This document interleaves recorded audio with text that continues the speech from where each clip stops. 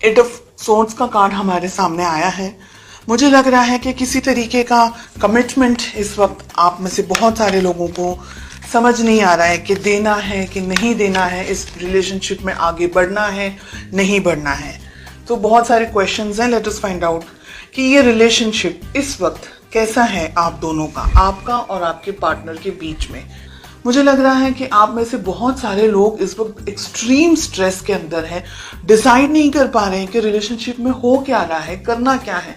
हो सकता है आप दोनों, आप और आपके पार्टनर एक दूसरे के साथ में किसी तरीके की लड़ाई वगैरह हो रही है या किसी तरीके की नेगेटिव एनर्जीज को फेस कर रहे हैं, या हो सकता है कि आप दोनों किसी और से फाइट कर रहे हैं। लेकिन फाइटिंग यहाँ पर बहुत टाइप की है।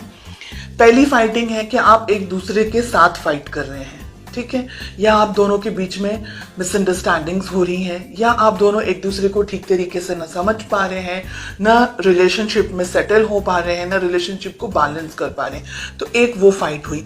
सेकेंड फाइट हुई कि आप दोनों कंपैटिबल नहीं है एक दूसरे के लिए, या बहुत सारी चीजों को सोच करके आप अपने मन में ये क्वेश्चंस पुल आउट कर रहे हैं कि क्या ये रिलेशनशिप सही है, क्या ये रिलेशनशिप वर्दी है, क्या मुझे इस रिलेशनशिप में रहना चाहिए। और ऐसे बहुत से क्वेश्चंस आपके मन में हैं, मनमुटाव चल रहे हैं आप दोनों के बीच में एक दूसरे को लेकर के। इस वक्त बहुत पॉजिटिव एनर्जी मुझे नहीं दिख रही है इस वक्त। ओके, बहुत ज्यादा फायर है, बहुत गुस्सा है आपको इस पर्सन के ऊपर।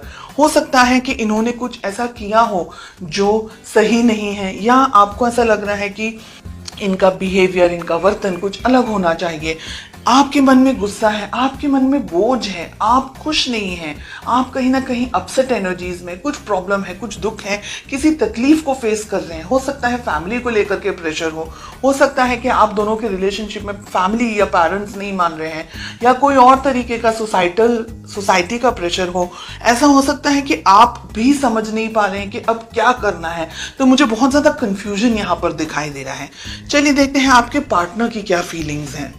उनके मन में है एस ऑफ कप्स, बहुत ही प्यारा। उनको शुरुआत करनी है इस रिलेशनशिप की, फिर से आपके साथ में आगे बढ़ना चाहते हैं, आपके साथ एक रिलेशनशिप वो देख रहे हैं। हालांकि कंफ्यूजन मुझे आपकी तरफ से ज्यादा दिखाई दे रहा है। आपके पार्टनर, ठीक है, जो भी है, हो सकता है कि आप दोनों के बीच में किसी तरीके का लड़ाई झगड़ा वगैरह अगर कुछ भी हुआ है, या मिसअंडरस्टैंडिंग, मिसकम्युनिकेशन अगर हुआ है, तो हो सकता है कि आपके लिए ज्यादा हो, आपके पर्सन के लिए कम हो। बिकॉज उनके मन में तो एस ऑफ कप से प्यार है, मोहब्बत है, रिलेशनशिप को आगे बढ़ाना चाह रहे हैं, नेक्स्ट लेवल पर लेकर जाना चाह रहे हैं। क्वीन ऑफ वॉन्ड्स, कोई लेडी हो सकती है, कोई फेमिनिन एनर्जी हो सकती है आप दोनों के रिलेशनशिप के बीच में।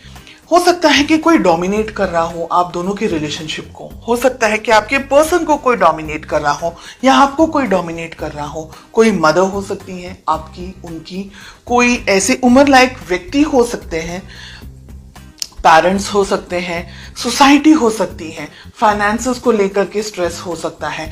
तो बहुत कुछ ऐसा है जो डोमिनेट कर रहा है, कुछ ऐसा है जो आप दोनों के रिलेशनशिप में आपको आगे बढ़ने नहीं दे रहा है। चैरियट, वाओ, बहुत ही प्यारा कार्ड है। मुझे यहाँ पर लग रहा है कि आप स्पेशली रिलेशनशिप में बहुत जल्दी जजमेंट्स ले लेते हैं। This is what I am getting. बहुत जल्दी जजमेंट ले लेते हैं, बहुत ज्यादा जल्दी सोचने लग जाते हैं।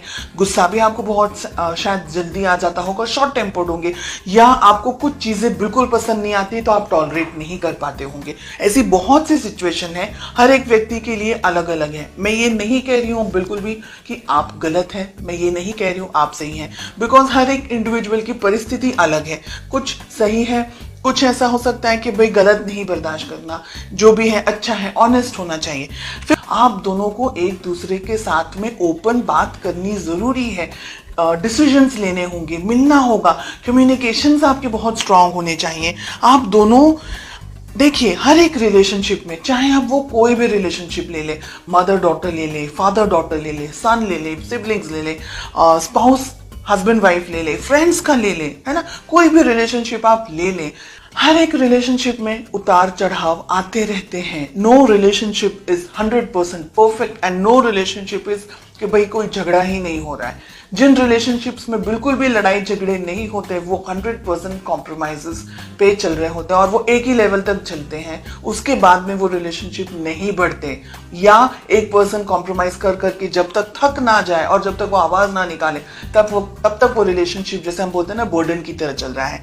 अगर आपका कम्युनिकेशन अच्छा होगा और आप दोनों ही इक्वली डेडिकेटेड रहेंगे रिलेशनशिप को लेकर के, तब बहुत सारे इश्यूज और प्रॉब्लम्स को आप सॉल्व कर सकते हैं।